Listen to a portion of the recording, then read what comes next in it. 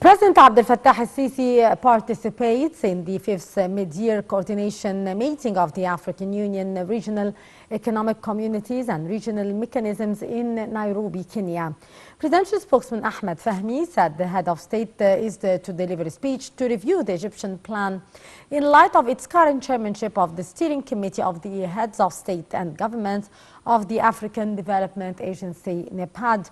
Fahmy added that President Sisi will also deliver a speech as the current president of the United Nations Climate Conference before the Environment and Climate Change session to tackle the Egyptian efforts in face of the negative repercussions of the climate change of the African continent. On the sidelines of the African meeting, President Sisi will hold talks with his Kenyan counterpart, William Ruto, to discuss the mechanisms for enhancing bilateral cooperation and enhancing the African Joint Committee with the aim of pushing forward the process of development in the continent. Our dear viewers, to shed more light on the issue, we are very much delighted to be over the phone by Dr. Amani Asfour after our coverage here.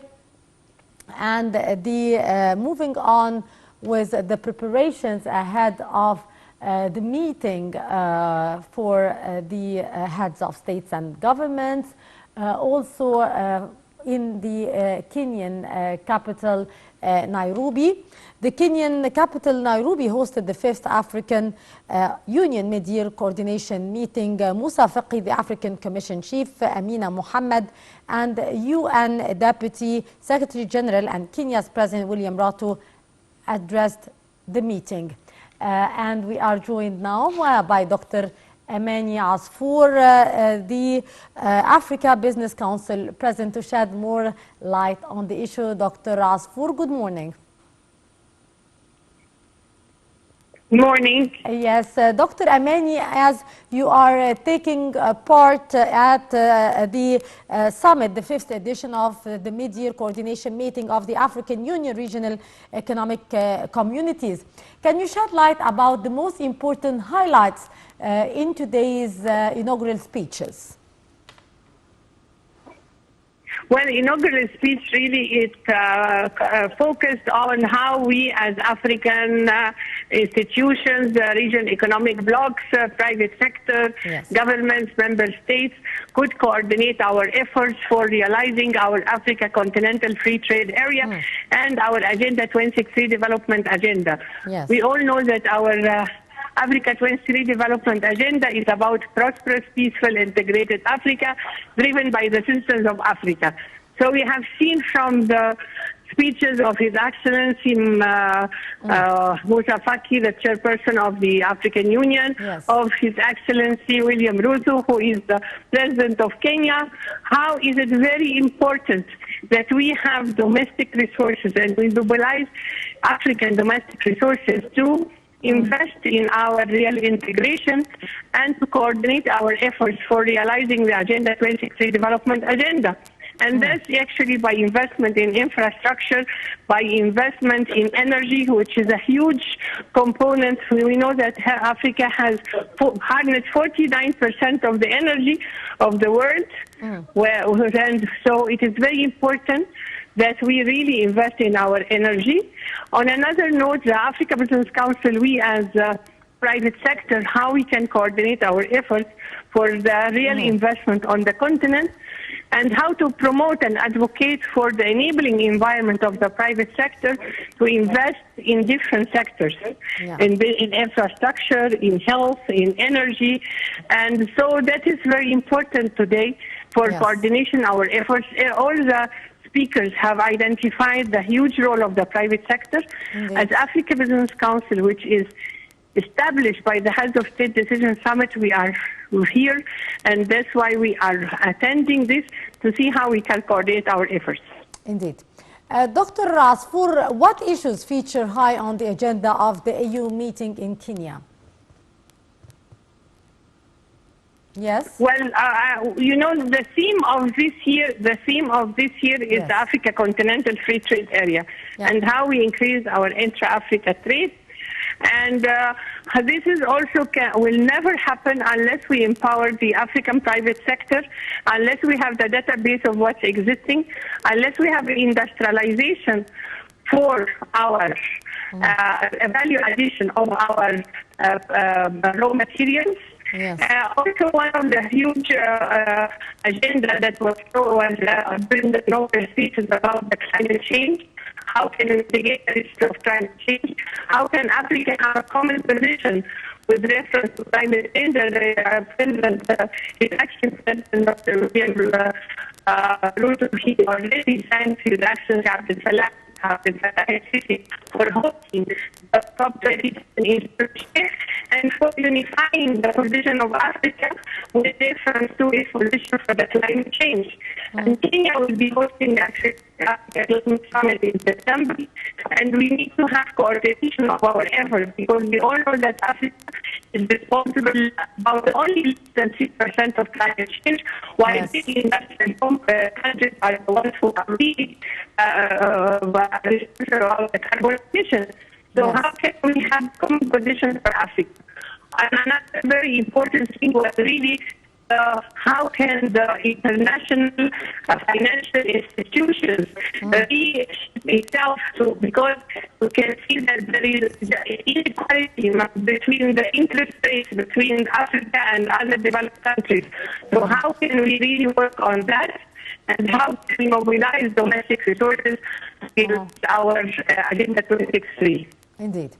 Dr. Asfour, the UN Deputy Chief addressed the participants in the AU meeting, saying that Africa is being affected by the global crises. How have the economic and social fields been affected by the global challenges? Well, the global challenges started by COVID, actually, and then by the Russia-Ukrainian war and by all other challenges, which shows how really Africa is very vulnerable towards those challenges and how we should really build our own economy so that it is not vulnerable towards, for instance, food security. We saw that with the Russia-Ukrainian war, we had a very, very challenge with reference to our food security. While on the same level, we have 65% of our arable land we can be cultivated, but we are importing with $50 billion per year our food. So this formula has to be really changed. And how can we, as integration, and that's exactly the main theme of this summit, how we integrate our efforts and mobilize resources and invest in our infrastructure, invest in our food security, invest in our energy, invest in industrialization, so we are able to see how we have a real integration among ourselves. Yes, indeed. Dr. Asfour, how would you list actually the obstacles to developments in the African continent? Well, the list of development are huge. That's starting from infrastructure, starting from information, starting from coordination, starting from financing, tariff barriers, non-tariff barriers. So that is why the Africa Business Council is working really, and our vision, founding vision, is a competitive, borderless, innovative Africa for trade, investment, and industrialization. And then we see how we can overcome these challenges by a strategy of three pillars. Three pillars, which is the first pillar is private sector empowerment and strengthening, including SMEs, women, and youth. That's by building capacity, by information, by training, by giving our sensitization about all the agreements. The second pillar is about policy advocacy. We need to advocate for enabling environment for the private sector in order we are able to promote the private sector. And one of the big advocacy pillars that we are working on is to have at least 40% of all government procurement goes to African private sector and give incentives for our private sector, African, and not only to multinational companies, and have the enabling environment for public-private dialogue. The third pillar is about product development. How can we have a made in Africa product which is competitive, which is value added, which is standardized, which is of high quality, a made in Africa product that we can promote ourselves by value addition. We all know that we have all the raw materials, but we need to industrialize, we need to add value, and this is only by linking science and technology to industry and making sure that we add value to our raw materials and have business incubators, business development centers, special economic zones, industrial designs. It's really about a holistic approach for really addressing the challenges of the continent by coming all of us together as one voice to see how we integrate among ourselves. Yes, indeed. Dr. Asfour addressing the inaugural session. Also, the Kenyan President, William Ruto, said that it is time to free the AU from the structural obstacles to render it more effective. What's your take on this statement?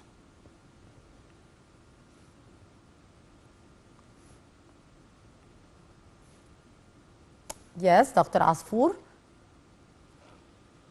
I do believe that we lost contact with Dr. Amani Asfour. Hello? Yes, Dr. Asfour, can you hear me?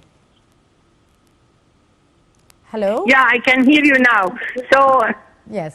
Yes, so we are talking about the internal reforms of the African Union and how those internal reforms can really make sure that the African Union is very relevant to the people of Africa. And that would include, for instance, the AUDA-NIPAD, which is the African Union Development Agency, how we are really integrating our efforts to invest in order to realize our Agenda 2063 development agenda.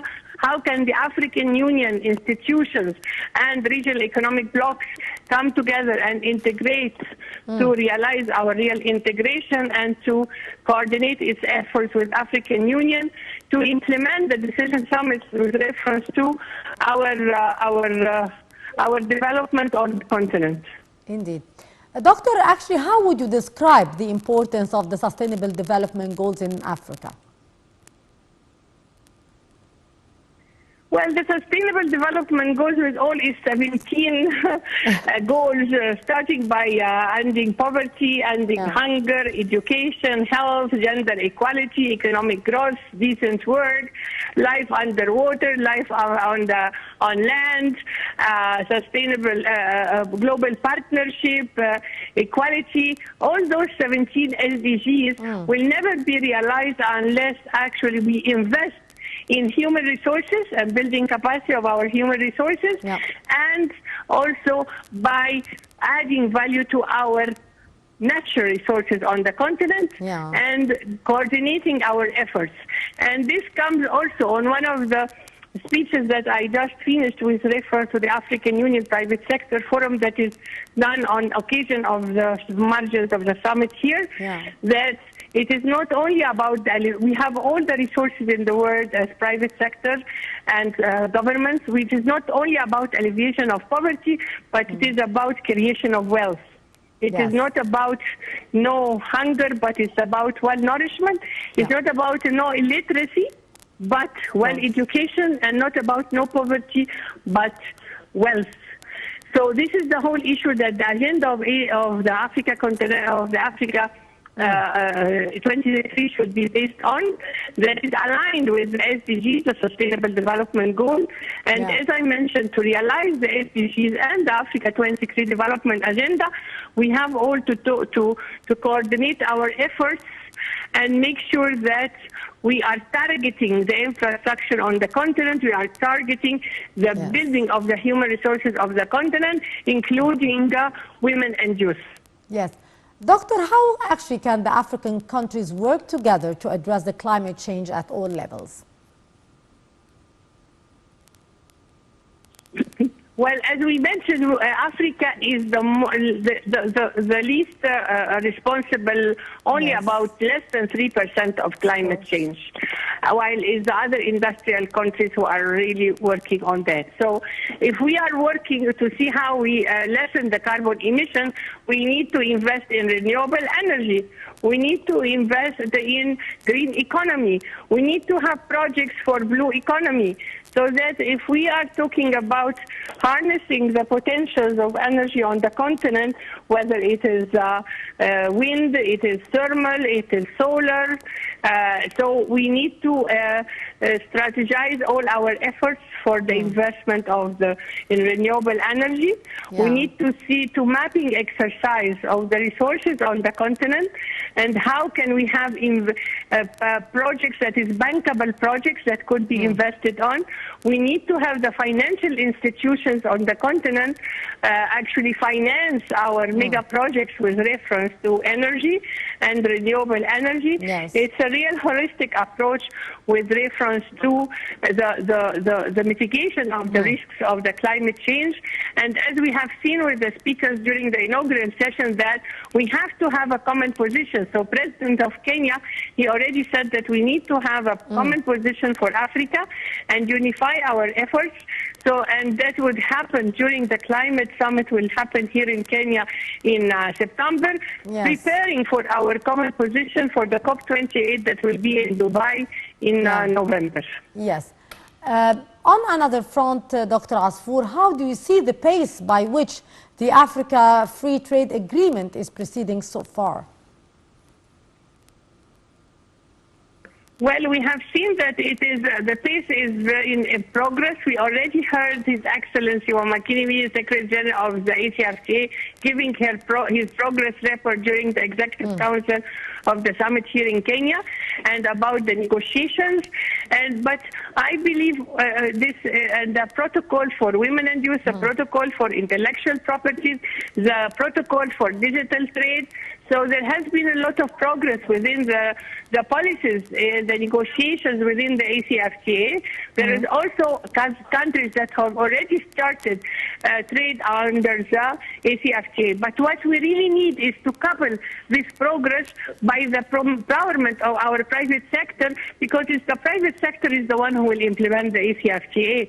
That's why the role of our Business Council is huge, with all our apex body, regional bodies of the business communities, because the Africa Business Council is the one which is membership is Commercial Business Council, SADC Business Council, Chambers of Commerce, Private Sector Federations, Union of Industries, Manufacturer Association.